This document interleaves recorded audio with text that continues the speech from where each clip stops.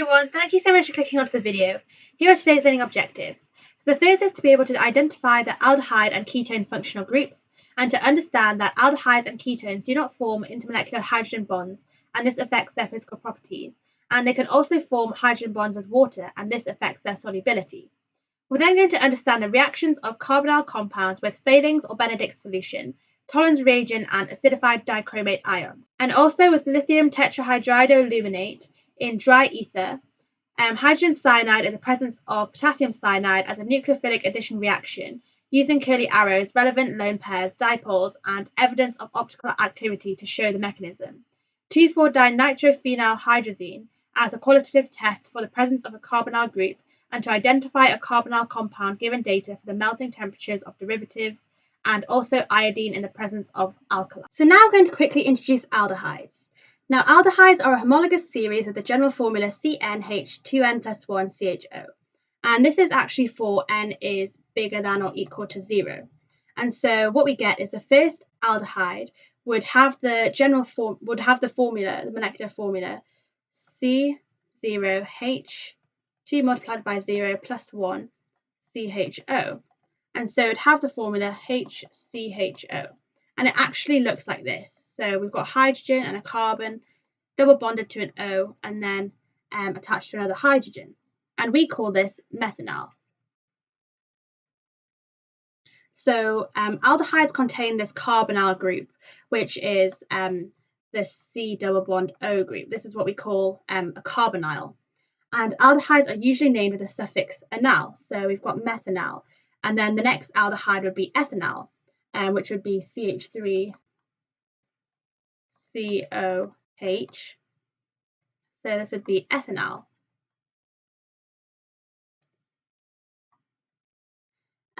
So the example that we've got is propanol, which is the next aldehyde.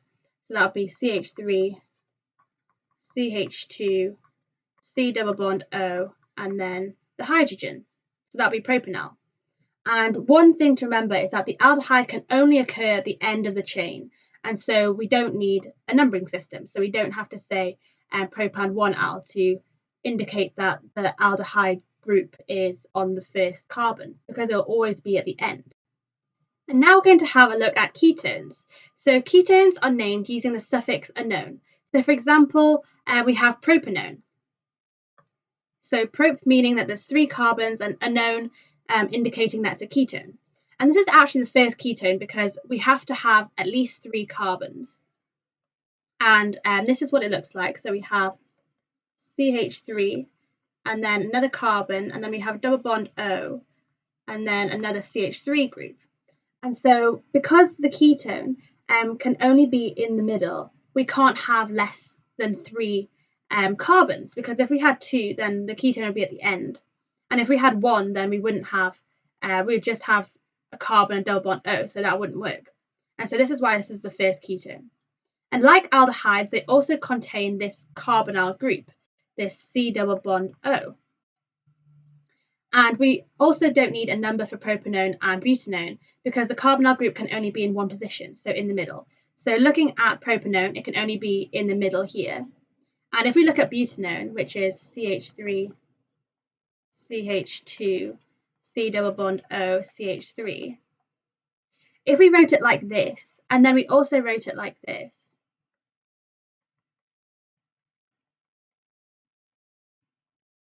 this is actually exactly the same molecule, but flipped the other way around. And so actually, we don't need a number for it again, because it can only be here or here.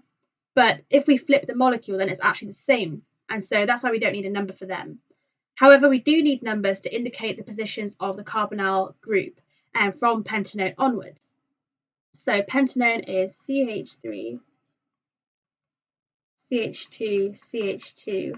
And then if I put the carbonyl group here, then it gets the lowest number. So we'd label it 1, 2, 3, 4, and 5.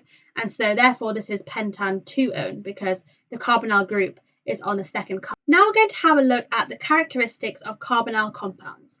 So again, carbonyl compounds are compounds which have this carbonyl group, so this C double bond O. So aldehydes and ketones. And so first we have the boiling point. Now the carbonyl group is strongly polar, and so there are strong dipole-dipole attractions between the molecules, and so their boiling points are higher than their corresponding alkanes. And the reason why these carbonyl groups are strongly polar is that the oxygen has a much more electronegative value compared to the carbon. And so its ability to attract the pair of electrons the two pairs of electrons in the double bond are much stronger than carbon. And so the electron distribution would be around the oxygen more. And so this is why the oxygen obtains a partial negative charge, whereas the carbon will obtain a partial positive charge, just because of the massive electronegativity difference between them. And so we have the strong dipole-dipole attractions. And these are much bigger than the intermolecular forces we have in alkanes. So for example, if we look at propanone, so we have CH3, C double bond O, CH3, and we compare it with propane, then we have CH3, CH2, CH3. What we have in an alkane is just weak van der Waals forces. And this is because we don't have any hydrogen bonding, because there's no big electronegativity difference between hydrogen and a really electronegative atom, such as fluorine, oxygen, or nitrogen. And there's also no permanent dipole. We don't have any bonds with a high electronegativity difference between the two atoms attached to that bond. And so these van der Waals forces are really, really weak compared to the strong dipole-dipole attractions in the corresponding carbonyl compound, such as this ketone. And so that's why it takes less energy to break the van der Waals forces. And so the boiling point of the alkanes will be lower. And the second thing is that the boiling points of the carbonyl groups are lower than the corresponding alcohol, as alcohols exhibit hydrogen bonding, which are stronger intermolecular forces. So for example, if we look propanol, so we have CH3 and then CH2OH. What we have between this oxygen and this hydrogen, we have an OH bond. And this is extremely polar, and so hydrogen bonding occurs because we have hydrogen, which is which is not very electronegative, and oxygen, which is very, very electronegative. And so it's basically a very, very strong version of the strong dipole-dipole, but specific to hydrogen. And so this is hydrogen bonding, and this is the strongest intermolecular force. And so the boiling point of alcohols will be higher than the boiling points of compounds. And the second characteristic we need to know about is the solubility in water.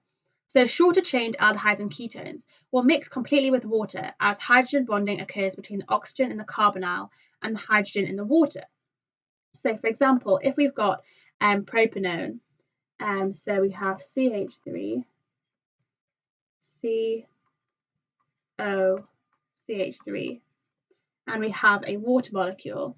So first let's put in the partial charges. So we've got a partially positive charge and a partially negative charge. And so what we do is we hydrogen bond this to the hydrogen of water, and then we have the rest of the water molecule. And the water also has partial charges, so we have a partial negative charge on the oxygen and a partially positive charge on the hydrogen. And that's how we can hydrogen bond between the oxygen of the carbonyl and the hydrogen of the water, because one is very electronegative and the other one is not very electronegative. And then looking at an aldehyde, if we have ethanol, so CH3, COH, and then again we put in the partial charges, so we've got delta positive and a delta negative, and so we can hydrogen bond this to the hydrogen of a water molecule, because we have a partially positive charge on the hydrogen and a partially negative charge on the oxygen. And also we need to remember that this angle here is 180 degrees.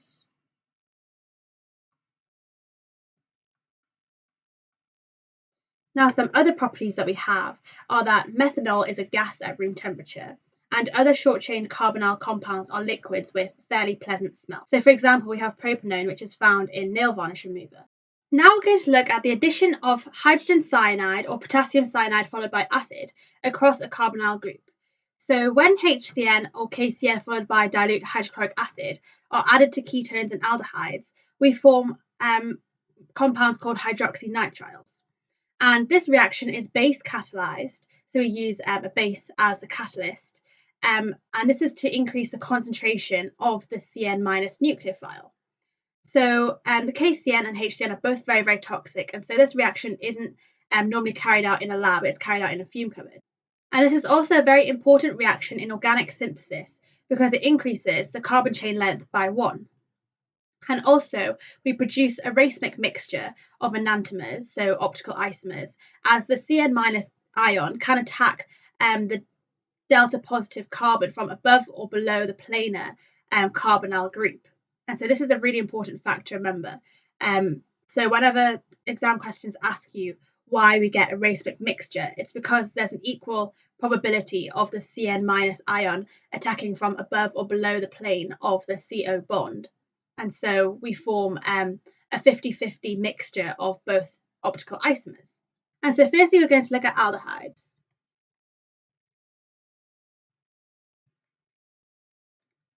And so what we have is we start off with the aldehyde. So we're going to draw it like this. We've got the carbon double bond O, and then we have an alkyl group, and then a hydrogen.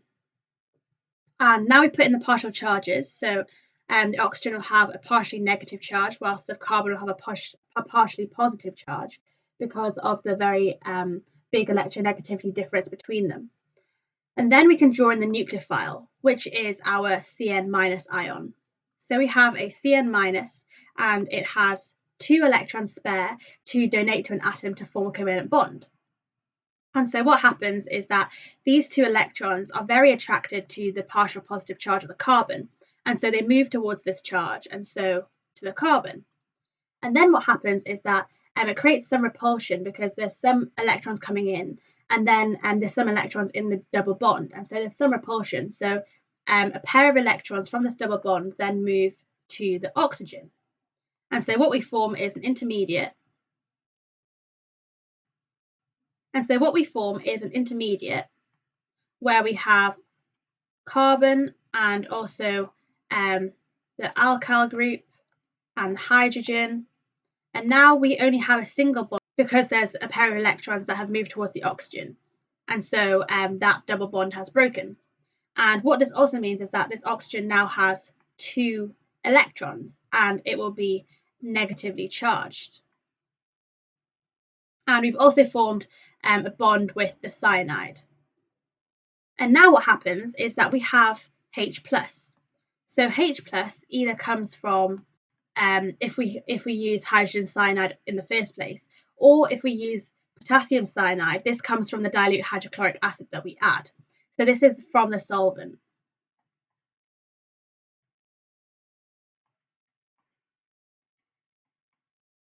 And so what happens is that the 2 electrons on the oxygen then are really attracted to this H+, and so they move towards the H+. And so they move towards the H+. And what we form is what we call a hydroxynitrile. So we have a carbon, and then the alkyl group, hydrogen, an OH, and a cyanide. So we call this a hydroxynitrile. What that means is basically we've got an OH group, so an alcohol group, and also a cyanide. And so the thing to note about this is that it has increased the carbon chain length by 1, because in the original aldehyde we've got 1 carbon, and in the hydroxynitrile that we've formed we have 2 carbons, and so that's why it's useful in organic synthesis. And now we're going to look at ketones. So it's exactly the same reaction, but we start off with a different molecule. So we have C double bond O, and then we have an alkyl group, and this time we have another alkyl group. And I put a dash because it could be the same as the original R group, or it could be different. It doesn't really matter. And now we put in the partial charges. So we've got a delta positive here and a delta negative here again. And then we have the same nucleophile. So again, we're adding this cyanide ion.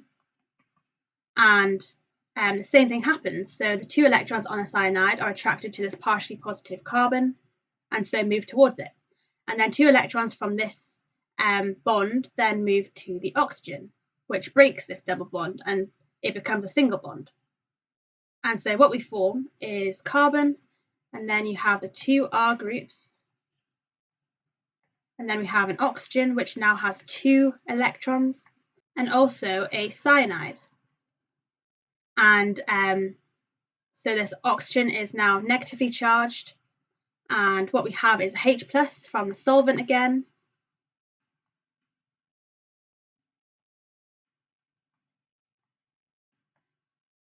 So the 2 electrons on the oxygen are attracted to this H plus, and so they move towards the H plus, and again we form a hydroxynitrile. So this time we form a hydroxynitrile, but this time with 2 R groups, so 2 alkyl groups instead of a hydrogen. And so we get OH and then CN. So this is again another hydroxynitrile.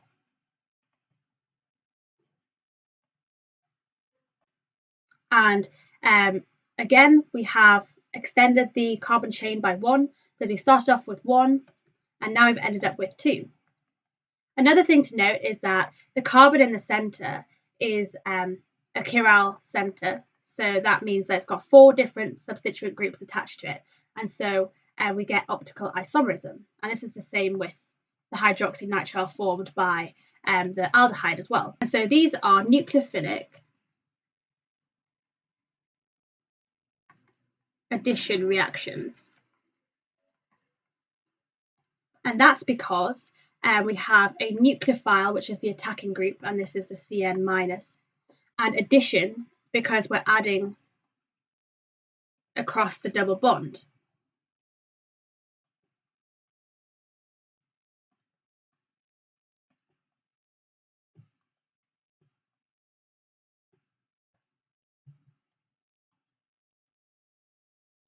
Now we're going to talk about the reactions of carbonyl compounds with iodine. So one key note is that only carbonyls with a methyl group next to this C double bond O bond will react with iodine in the presence of an alkali. So this is really important to remember. So all of the carbonyl compounds which will react in this reaction all have the general formula CH3 C double bond O R, where R can be anything you like. So this is why ethanol is the only aldehyde that reacts. And that's because if we look at the formula of ethanol, it's CH3 C double bond O H. And so it has this general formula, and so it will react in this reaction. However, methyl ketones will all undergo this reaction, and that's because they've got this methyl group here attached to the C double bond O. And this reaction is actually called the iodoform test. I'm going to quickly look at 2 examples. The first is with propanone.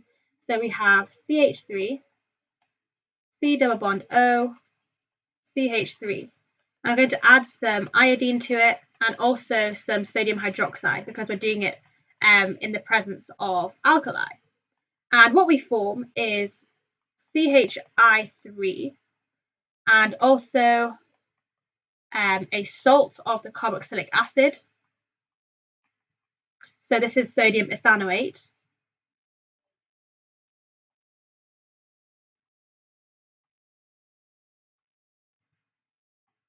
And I also form some sodium iodide and also some water. And this product here, the CHI3, is a yellow crystalline precipitate with an antiseptic smell.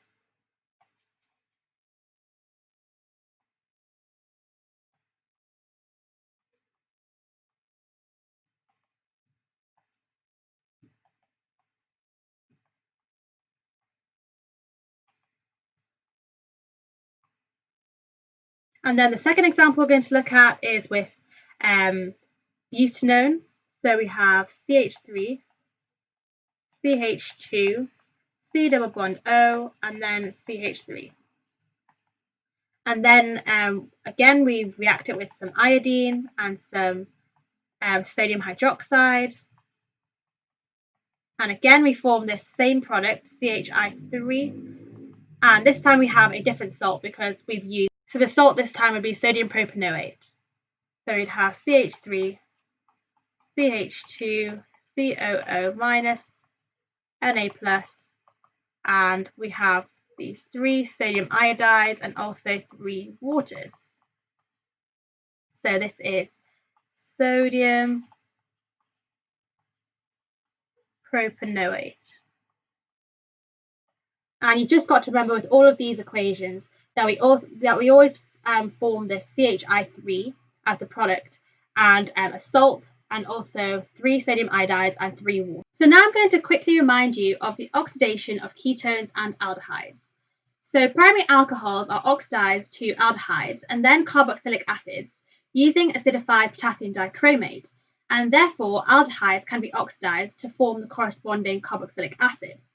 So for example, if we have ethanol, which has a formula of CH3CH2OH, if we add this oxidizing agent, potassium dichromate, in some acid, then we can form ethanol, which is CH3 C double bond OH. And then we can further oxidize this using, again, this potassium dichromate to form ethanoic acid, which is CH3 C double bond O OH. And secondary alcohols are oxidized to ketones and no further. So if we had propantuol, CH3, C, and then an OH, and then H, and then CH3, if we added this oxidizing agent, potassium dichromate, to it in acidic conditions, then we'd form a ketone. So we would form propanone. And this ketone is not oxidized any further, again, because it doesn't have any carbon-hydrogen bonds, which are easy to break. And so because aldehydes can be oxidized further and ketones can't, we can use Tollens reagent and Fehling solution to distinguish between them. And so looking at Tollens and Fehlings, what happens is that for the aldehyde, we have a general formula of the alkyl group, and then we have a C double bond O and then a hydrogen. And what happens is that if we oxidize it, so I'm using this square bracket O again, we can form this carboxylic acid.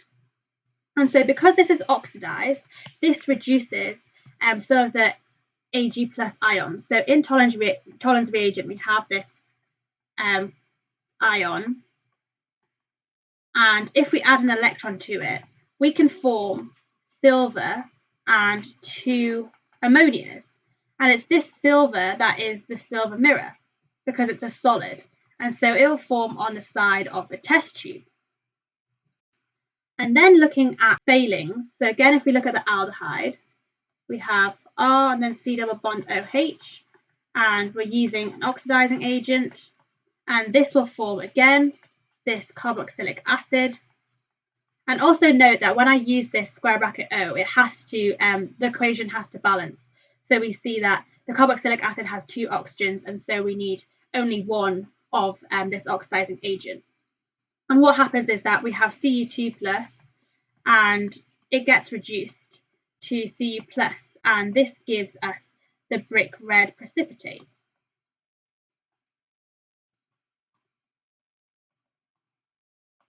Whereas the oxidizing agent, the potassium dichromate, can't oxidize the ketone, and so we don't reduce these 2 substances, the Tollens reagent or the Cu2 plus from the Fehling solution. That means that the ketones will have negative tests. So the ketones show no visible reaction, so negative results, as they can't be oxidized any further. But what's different is that aldehydes show positive results. So it has a silver mirror formed with the Tollens reagent and a brick red precipitate with the failing solution, as they can be oxidized further. And so they reduce the different species in the Tollens reagent and failing solution.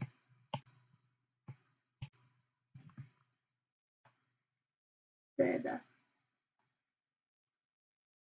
And so reducing Ag plus in Tollens and Cu2 plus in failings. And also what you should remember is that when exam questions ask you for the result that you'll see, you need to put what you see, like what it started off with, and then what it turned into. So for example, for the failings, you'd say it started off as a blue solution and a brick red precipitate forms if an aldehyde is present. Now we're going to look at the reduction of carbonyl compounds.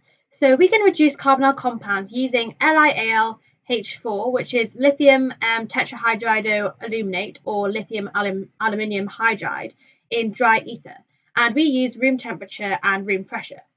So for example, looking at aldehydes, so I'm going to look at propanol. So propanol has the formula CH3, CH2, C double bond O, H. So this is propanol, and we add some reducing agent, and I'm just going to denote this by the square brackets H.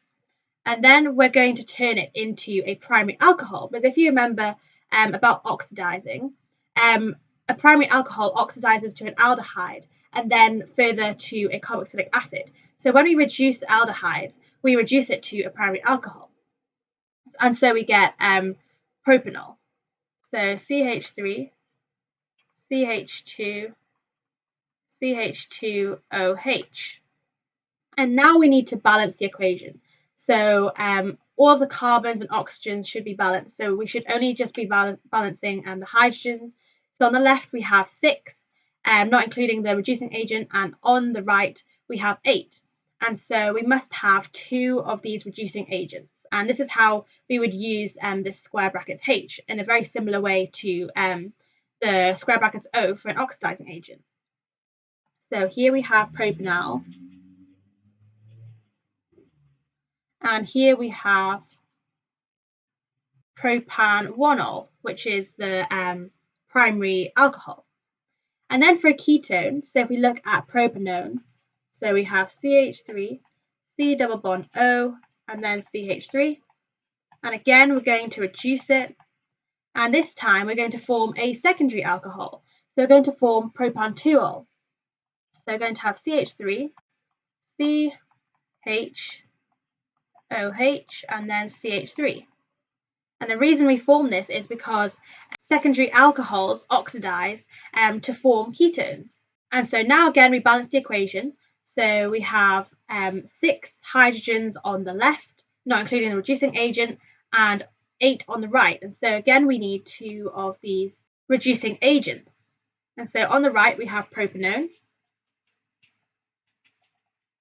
On the left, sorry. And then on the right we have propantuol. Now we're going to look at the reactions with 2,4-dinitrophenylhydrazine.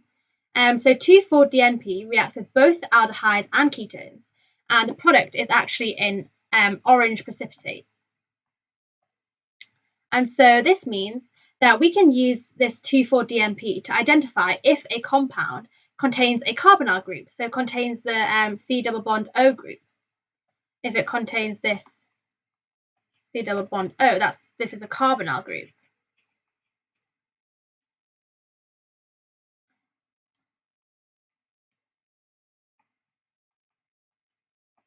So this is a carbonyl group.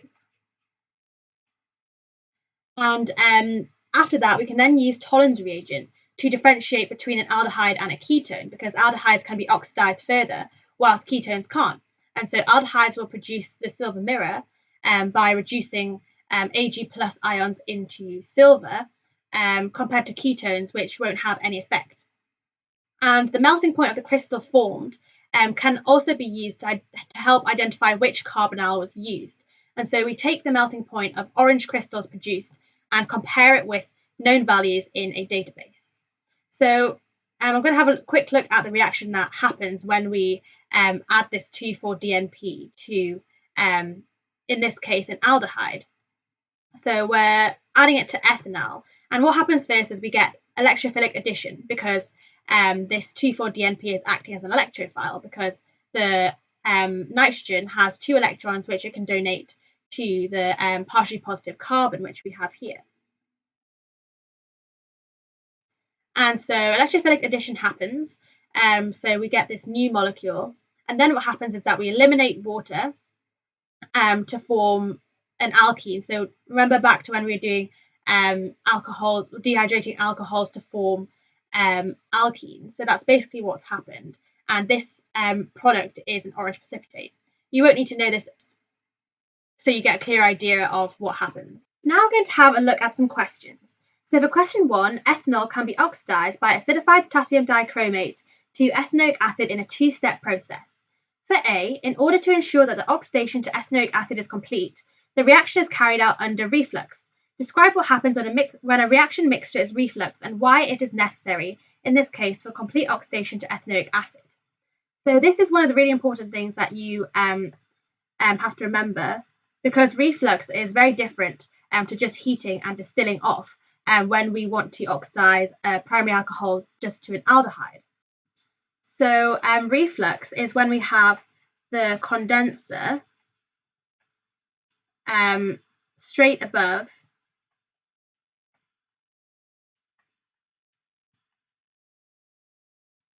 the pear-shaped flask.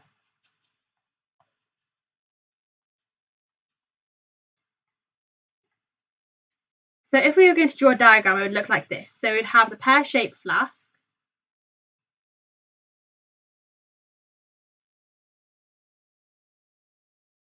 and then what we would have would be the condenser,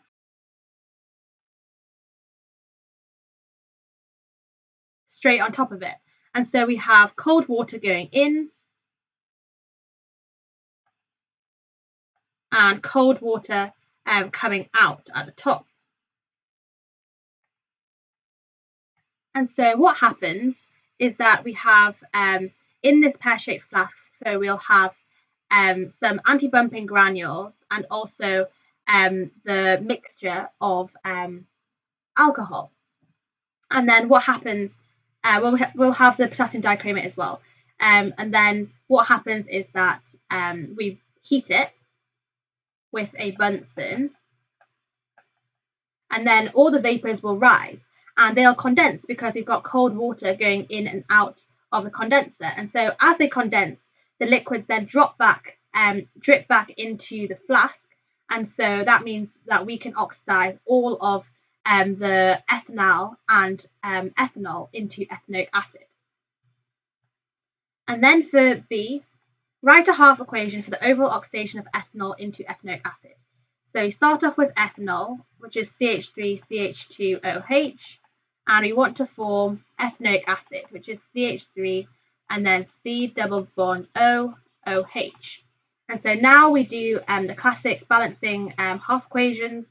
So first we balance everything that isn't hydrogen and oxygen, so they're already balanced because we've got 2 carbons on each side. And then we balance oxygens by adding water. So on the left we have 1 oxygen, whilst on the right we have 2, and so we need a water on the left. And now we balance the hydrogens by adding H plus ions. So on the left we have 8, And then on the right, we have 4, and so we need 4 H pluses on the right. Now we use electrons to balance the charge. So on the left, we have 0 charge because everything's neutral, and we have +4 on the right. And so that means we need 4 electrons on the right of this equation. And then for C, using the boiling points of the organic compounds in the table, describe how you'd obtain a sample of ethanol from a mixture of these 3 compounds, including your answer, a description of the apparatus you would use, and how you'd minimize the loss of ethanol. The description of the apparatus can be either a description in words or a labeled sketch. So looking at the table, we can see that this boiling point of ethanol is much, much lower than ethanol and ethanoic acid. And so what we can do to obtain some ethanol from a mixture is heat. So we can use heat to heat up the mixture.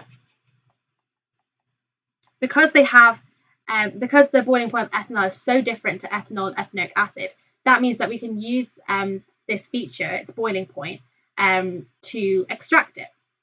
And so first we heat up the mixture, let's say in a round bottom flask.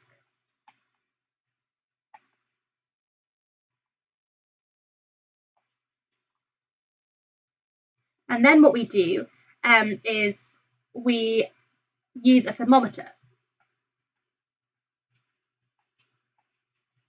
And this will tell us when we hit the 21 degrees at which ethanol will start boiling. And then we attach a water-cooled condenser to the head of the round bottom flask. And we use a cooled collecting vessel. So we could use a beaker, for example, in an ice bath. So we connect flask to a condenser, which leads to a beaker in an ice bath. And the reason why we do this is because ethanol's boiling point is very low, and so if we don't have an ice bath, it will actually evaporate at room temperature, because room temperature is about 25 degrees. And so the ice bath is basically to keep the ethanol as a liquid. And so this reduces the evaporation of ethanol.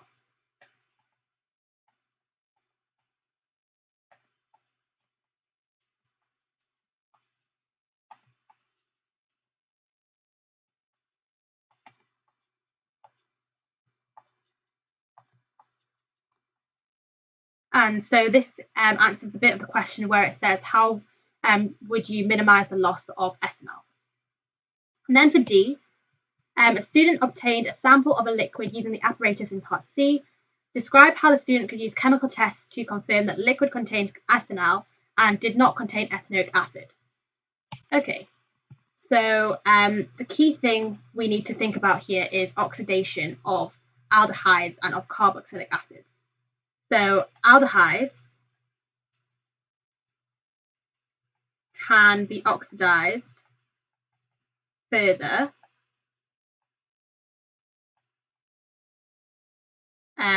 but carboxylic acids cannot, because we know that aldehydes can be oxidized to carboxylic acids. And so what this means is that we can use a reagent such as either Tollens reagent or Fehling solution to find out which one is the aldehyde. And so if we use Tollens reagent, what happens is that we add an aldehyde to it. So say we have, so in this case, we're using ethanol. So we have CH3, C double bond O, and then H. And what we do is, because Tollens reagent is a mild oxidizing agent, we're going to oxidize it. And so this will form the carboxylic acid. So this will form ethanoic acid. And as this ethanol and this aldehyde is oxidized, it reduces silver plus ions, which are in the Tollens reagent, because Tollens reagent is made up of Ag, well, it contains AgNH2 plus ions. And so because it's a redox reaction, we have Ag plus ions being reduced to solid silver. And so this forms a silver mirror.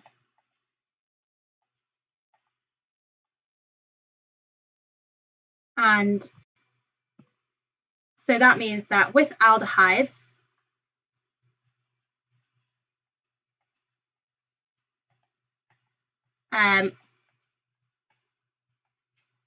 if we add aldehydes to warmed Tollens reagent, what we'll get is that it will be a colour solution which forms a silver mirror.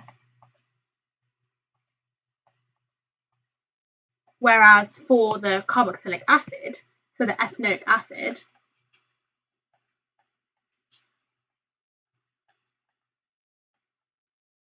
when we add Tollens reagent, or when we add carboxylic acid to Tollens reagent, which we warm, then we have no visible reaction, and so it will stay as this colourless solution. And that's because we're not able to reduce any of the silver ions, because the carboxylic acid cannot be oxidized. We could also look at failing solution. So with failing solution, so Tollens reagent is option 1, so you can just mention one of these.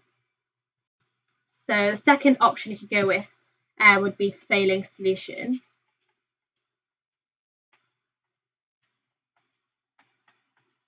And this originally has Cu2 plus ions. And so it's originally a blue solution.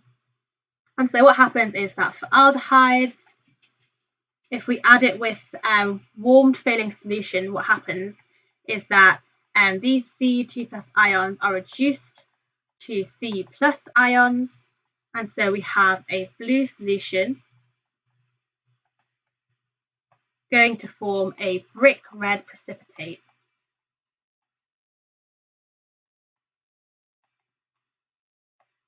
And then for carboxylic acids,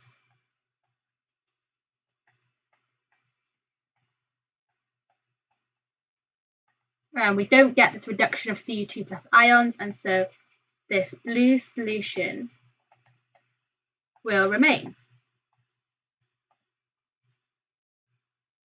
So before I move on to question 2, feel free to click off the video and try it for yourself first. So actually one thing to note is that you might need the carboxylic acid topic for this question. So propanoic acid can be made from propan-1-ol by oxidation using acidified potassium dichromate, and propanal is formed as an intermediate during this oxidation. For A, state the colour of the chromium species after the potassium dichromate has reacted. So because we're oxidizing propan-1-ol to form propanoic acid, so we're oxidizing a primary alcohol to form a carboxylic acid, that means that this potassium dichromate is an oxidizing agent, and so it gets reduced itself. So we first have these dichromate ions, and these are actually orange. And we need to remember that when these are reduced,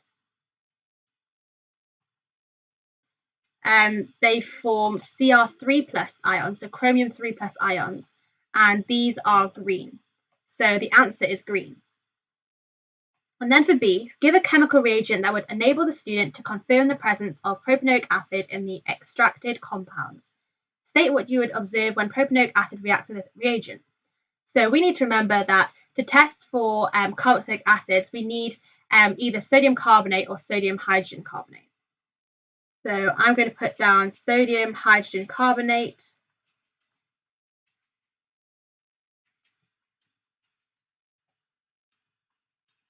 And so what happens is that, for example, if we use this propanoic acid, we have CH3, CH2, C double bond O, OH, and then when we react it with sodium hydrogen carbonate, we form a salt, so we form CH3, CH2, C double bond O, O minus, Na plus.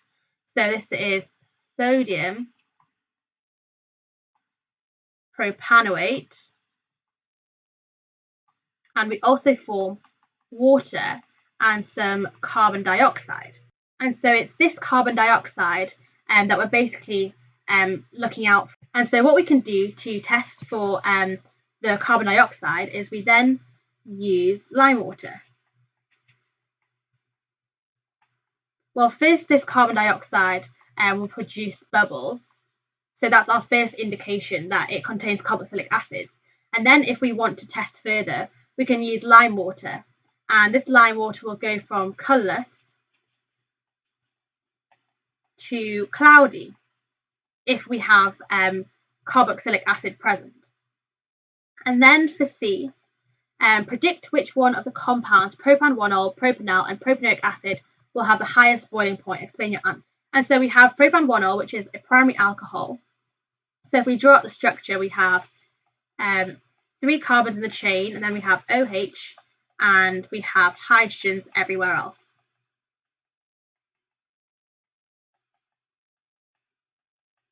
So this is our propan-1-ol.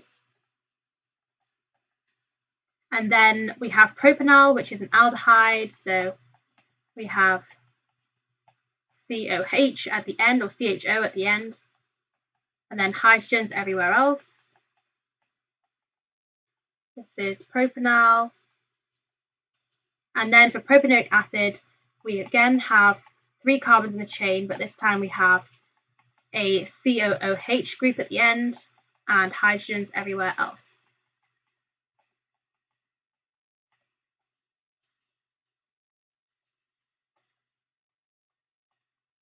And so now we can kind of work out which one will have the highest boiling point. Because if we have a look, the strongest, so all of these have intermolecular forces because they're all molecules. So if we first look at propan-1-ol, we have hydrogen bonding because of this OH bond here. So we get hydrogen bonding because the hydrogen is a lot less electronegative compared to the oxygen. And then in propanal, we have this C double bond O group. And what we have here is permanent dipole. So we have permanent dipole attraction. And this is due to the electronegativity difference between carbon and oxygen. So this carbon has a partially positive charge, whereas this oxygen will have a partially negative charge. And so it will have permanent dipole attractions. And in propanoic acid, we have, again, this C double bond O bond. And again, this will be permanent dipole.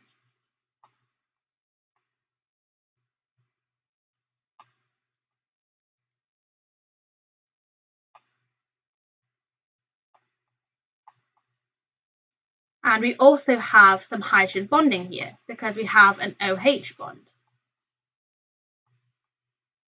And so we can tell straight away which one has the highest boiling point. Because we know that the intermolecular forces, the weakest is van der Waals, and this is present in all molecules. And then next we have permanent dipole forces.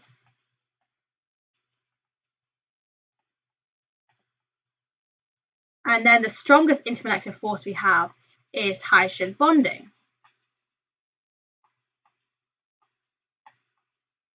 And so from this, we know that propanoic acid will have the highest boiling point, and propanal will have the smallest boiling point, the lowest boiling point. And so we have propanoic acid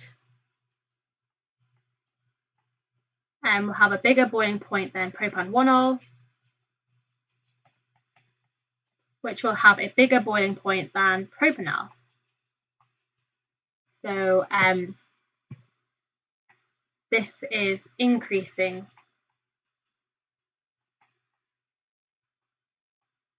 boiling point. And the way you would explain that would be with the use of and the strength of the intermolecular forces.